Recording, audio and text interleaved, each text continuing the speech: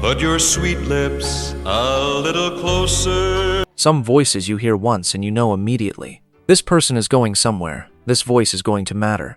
This is someone the whole world is about to discover. Let's pretend that we're together. And then the world never gets the chance. Country music has always known loss. It is written into the DNA of the genre, the grief, the road, the hard luck, the too short life. But there is a specific kind of loss that hits harder than any other. Shame, shame on you. The loss of someone who was just arriving. Someone who was right on the edge of everything.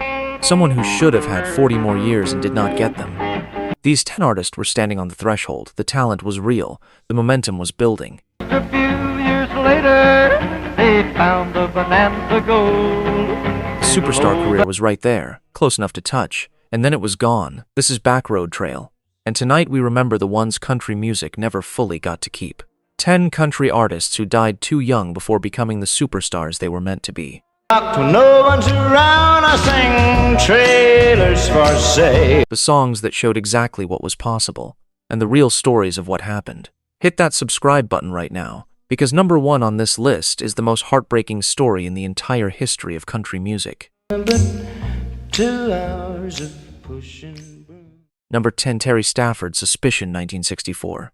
Every time you kiss me, I'm still not certain that you love me. Terry Stafford had a voice so close in quality to Elvis Presley's that when Suspicion was first played on radio in 1964, thousands of listeners called in convinced they were hearing an unreleased Elvis recording. Suspicion, torments my heart. It was not Elvis. It was a 24-year-old from the Texas Panhandle who had been singing in clubs and cutting demos and waiting for his moment with a patience that most people would have exhausted years earlier. I can't help but think that you're meeting someone else tonight. Suspicion was released in 1964 on Crusader Records and reached number 3 on the Billboard Hot 100 and charted in multiple international markets.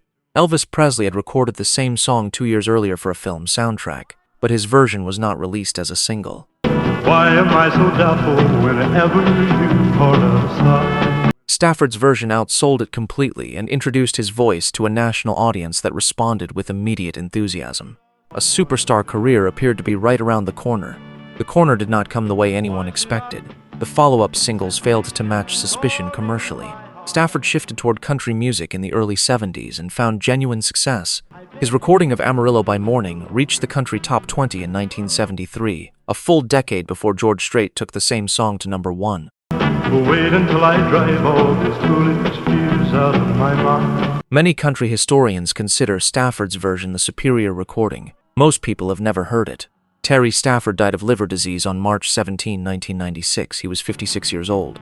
His greatest commercial moment came at 24, and the decades between contained enough talent to have produced a legacy 10 times the size of the one he left. Maybe I'm suspicious cause your love is so hard to find. He wrote Amarillo by Morning first. He deserved the credit that went to someone else. The next artist on this list had a harmony so pure it became the template for every country duo that followed, and died on a Missouri highway before he could collect what he was owed. Number 9, Don Gibson, O Lonesome Me, 1958. Everybody's going out and having fun. Don Gibson was working in a textile mill and playing small clubs at night when he sat down at a piano in 1957 and wrote 2 songs in a single sitting. The first was I Can't Stop Loving You. The second was Oh Lonesome Me. Oh, lonesome me. He wrote both of them in less than an hour. Together, those 2 songs, written in one afternoon in a mill town in North Carolina, became 2 of the most recorded country songs in the history of the genre, and most people today have never heard Don Gibson's name. I bet she's not like me. She's out and fancy free. Oh Lonesome Me was released in January 1958 on RCA Victor and became the first country single in the modern era to reach number 1 on both sides of the record simultaneously. Oh Lonesome Me on one side, I Can't Stop Loving You on the other. Well, there must be some way I can lose these lonesome blues. It spent 8 weeks at number 1 on the Billboard Country Chart. It crossed over to the Pop Top 20. It was the best-selling country single of the entire year. A song up sitting alone in an empty house, wondering why everybody else seems to be doing just fine while you are falling apart. I've thought of everything from A to Z. I Can't Stop Loving You. The song seen on the other side of that same record was later recorded by Ray Charles in 1962 and spent 5 weeks at number 1 on the Billboard Hot 100. It became one of the defining recordings of the entire decade. Don's son wrote both songs in one afternoon. Ray Charles won the commercial legacy that came with one of them. Gibson received the songwriting royalties. He never received the cultural recognition. That specific cruelty followed him for the rest of his career. Don Gibson was inducted into the Country Music Hall of Fame in 2001. But she's not like me, she's out and fancy free. He died 2 years later on November 17, 2003, at the age of 75. His recordings never stopped being covered by other artists, who built their careers on songs he had written in an hour at a piano in North Carolina. The superstar career those songs should have built for him went to the artists who covered him instead. I've thought of everything from A to C. He was the songwriter who gave country music 2 of its most important songs, and received a fraction of the recognition he deserved for either. The next artist on this list did not have her recognition stolen. She had her life taken on the way to the stage she loved. Oh, lonesome me. Number 8. Patsy Cline, I Fall to Pieces, 1961. I fall to pieces. Patsy Cline taught herself to perform by watching television and singing along to the radio in a house where her father had walked out and the family scraped for everything. She had a voice that arrived fully formed, as if it had always known exactly what it was for. Each time I see you. She spent years fighting for a recording contract in Nashville that was not entirely sure what to do with a woman who sang with that much unguarded emotional power. By 1916, she was on the verge of becoming the biggest female star in 1961 and reached number 1 on the Billboard Country chart after a slow commercial start that almost got the single shelved. It crossed over to the pop top 12. It was written by Hank Cochran and Harlan Howard, 2 of the finest country songs. Here Comes My Baby, 1964. Here comes my baby back. Dorothy Marie Marsh, Dottie West, grew up in a sharecropper family so poor that the children slept in shifts because there were not enough beds. She put herself through Tennessee Tech University on a music scholarship. My arms are open wide. Moved to Nashville, and spent years on the periphery of the industry before a song she wrote herself finally broke through. She became the first female country artist to win a Grammy Award, and she won it for a song she wrote at her kitchen table while her children slept.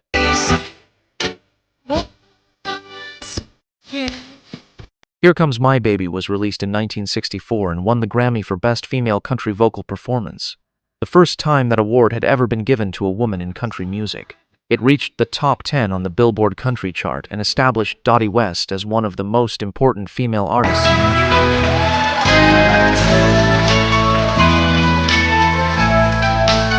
She followed it with a string of hits and later produced enormously successful duet recordings with Kenny Rogers that became some of the most commercially powerful country records of the late 70s. By the early 90s, Dottie West had filed for bankruptcy.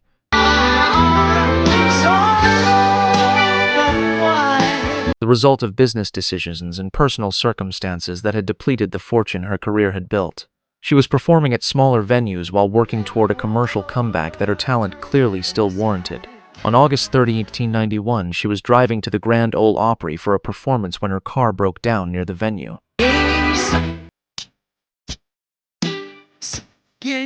A neighbor gave her a ride. The car crashed on the way. Dottie West died 5 days later on September 4, 1891. She was 58 years old. She was on her way to the stage she had loved for 30 years when the accident happened. She never made it through the door. The Country Music Hall of Fame inducted her in 2018. Here comes my baby back. 27 years after her death, the first woman to win a Grammy in country music waited nearly 3 decades for that particular recognition. The next voice on this list was cut off at 40 years old, at the absolute peak of his international career, in the woods near Nashville. Number 6. Jim Reeves, He'll Have to Go, 1959. James Travis Reeves had one of the most immediately recognizable voices in the history of recorded music, a warm, impossibly smooth baritone that seemed to arrive from directly behind your left ear.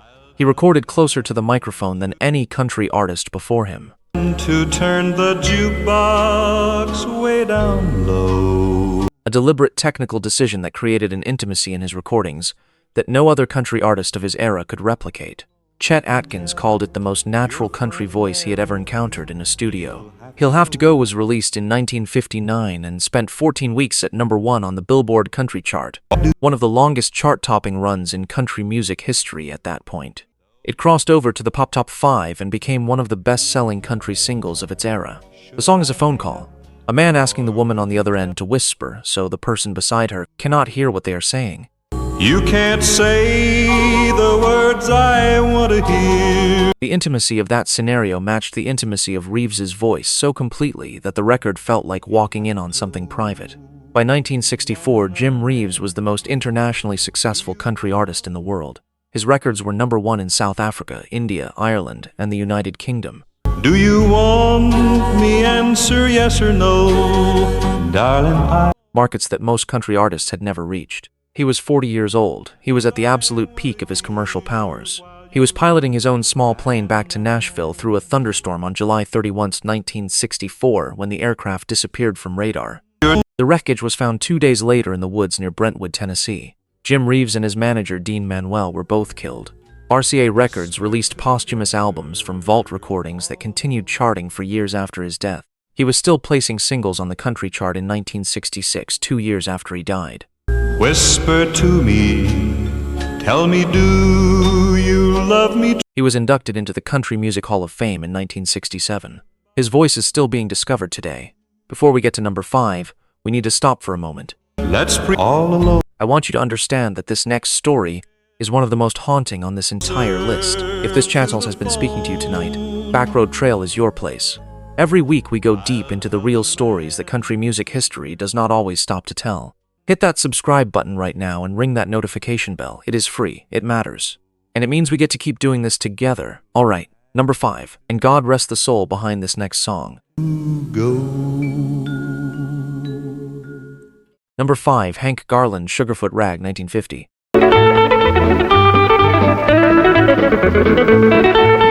Walter Lewis Garland, Hank, was considered by Chet Atkins, by Scotty Moore, and by virtually every session musician in Nashville to be the most gifted guitar player they had ever encountered. He was a teenage prodigy who could play any style: jazz, country, rockabilly, classical.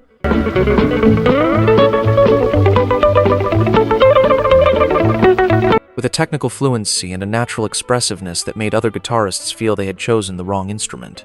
He played on hundreds of recording sessions and was the first call for every producer in Nashville. He was on the verge of a solo career that Chet Atkins was personally developing when everything changed in 1 second. Sugarfoot Rag was released in 1950 on Decca Records and became a country hit that introduced Hank Garland's guitar playing to a national audience. His jazz album Jazz Winds from a New Direction, recorded in 1961, was reviewed alongside jazz albums by major music critics. A crossover achievement that no country session musician had ever seriously attempted before.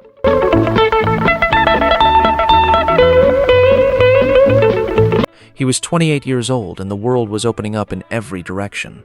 On September 8, 1961, Hank Garland was involved in a car accident that caused severe traumatic brain injury. He lost the fine motor control in his hands that had made him the most sought-after guitarist in Nashville. He could no longer play at the level that had defined his career.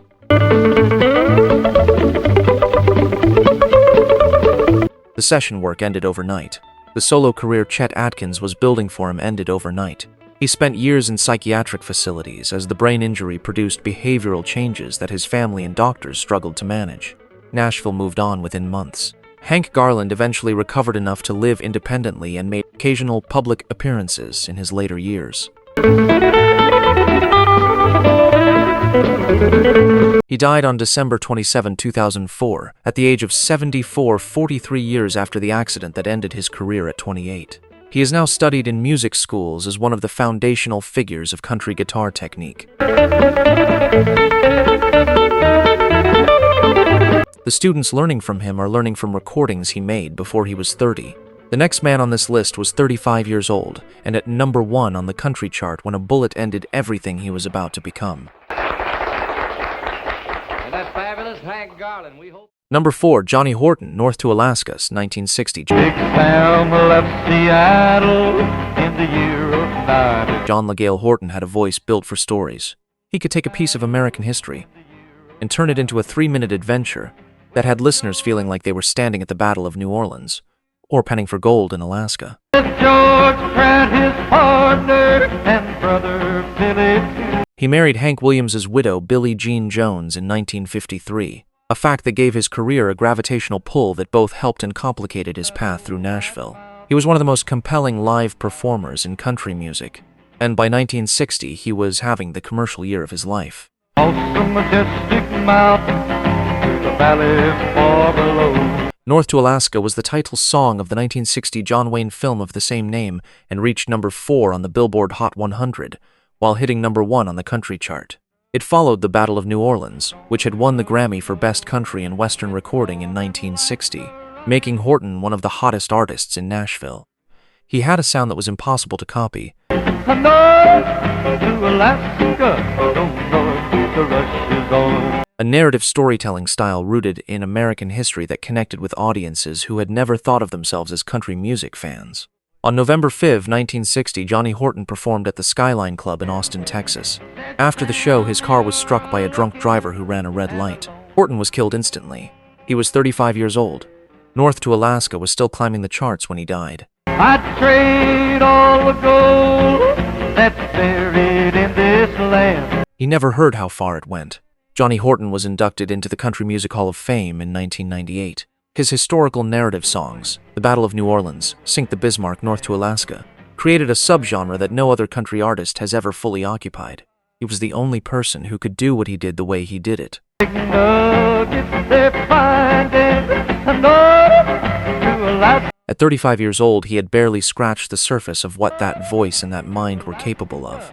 The next artist on this list died at 50, which sounds older until you understand what the industry was just beginning to build around him.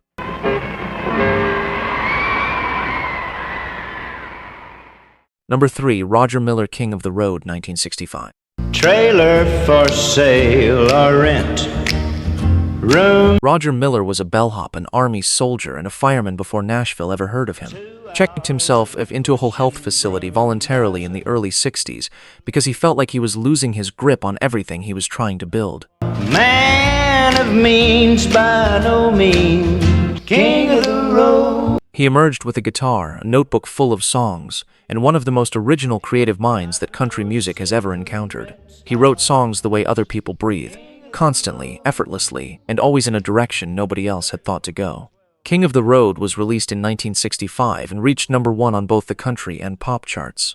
Ain't got no cigarettes, but 2 hours. It won the Grammy for Best Country Single, won the Grammy for Best Country Song.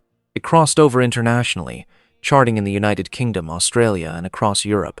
The song is a hobo's self-portrait, a man with nothing presenting that nothing with the dignity and swagger of a man who has everything. Every engineer on every train, all of the children. It is one of the most perfectly constructed 3-minute songs in American music history. Roger Miller won 11 Grammy Awards in a single 3-year window from 1964 to 1966, a rate of accumulation that no country artist before or since has matched. He then wrote the complete score for the Broadway musical Big River based on Mark Twain's Huckleberry Finn and won the Tony Award for Best Score in 1985. And every lock that ain't locked when no one's around, I sing trade. A country singer from Fort Worth winning a Broadway Tony, that is exactly the kind of thing Roger Miller would do. And he was still doing things nobody expected when the cancer diagnosis arrived. Roger Miller died of lung cancer on October 25, 1992. He was 56 years old. Destination Bangor, Maine. Whoa. He had spent the final years of his life working on new material and planning the next chapter of a career that had already produced more remarkable turns than most artists get in 2 lifetimes. He was inducted into the Country Music Hall of Fame in 1995, 3 years after his death. Trailers for sale or rent. King of the Road has been covered by hundreds of artists. None of them sound like Roger Miller. Nobody ever has. 2 artists remain. Number 2 is the most morally complicated story on this list, and number 1 is the most heartbreaking story this genre has ever had to carry. 2 hours of pushing broom buys a... Number 2, Spade Cooley, Shame on You. Shame on you. Donald Clyde Cooley, Spade, was one of the most gifted musicians in the history of Western swing. He led one of the largest dance bands on the West Coast in the 1940s, filling ballrooms in Los Angeles with thousands of people who came specifically to hear his music. Gave my heart as a token when returned it was. He had a television show that reached over 3 million viewers in California, at a time when television itself was still new. He was called the King of Western Swing, and he was, without question, one of the most commercially powerful country music figures of his era. Shame on You was released in 1945 and reached number 1. Took my car and my money, done me wrong and that ain't funny. It was one of 14 chart hits Cooley placed on the Billboard country chart in the 40s and 50s. A commercial record that reflected the genuine popularity of a musician whose orchestrations and arrangements set the standard for Western swing production. His band included some of the finest session musicians in Los Angeles. Shame on you. Ran around with other guys. And his shows were events, not concerts, events that people planned their lives around attending. In 1961, Spade Cooley was convicted of the first-degree murder of his wife, Ella May. The details of what happened are documented and verified, and they are not something that can be softened. He was sentenced to life in prison. He served 8 years at the California Medical Facility in Vacaville. Foolish girl, shame on you. He was granted a parole date and was permitted to perform at a benefit concert for the Alameda County Sheriff's Association on November 23, 1969 as part of his release conditions. After performing to a standing ovation at that benefit concert, Spade Cooley walked backstage and suffered a massive heart attack.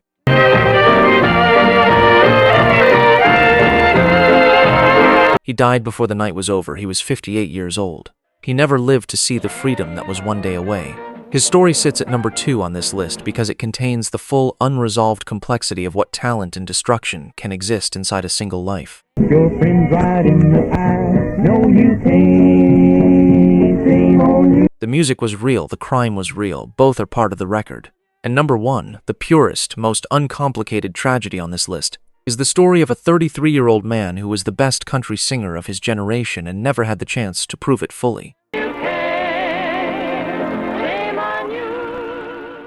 Number 1, Keith Whitley, Don't Close Your Eyes, 1988. I know you loved him. Jackie Keith Whitley started performing professionally at age 9 alongside Ralph Stanley, one of the founding fathers of bluegrass, before he was old enough to drive himself to the show. By the time he moved to Nashville in his early 20s, And even now when my he had already developed a vocal style so rooted in authentic country, feeling that veterans who heard him for the first time stopped what they were doing and listened with their full attention.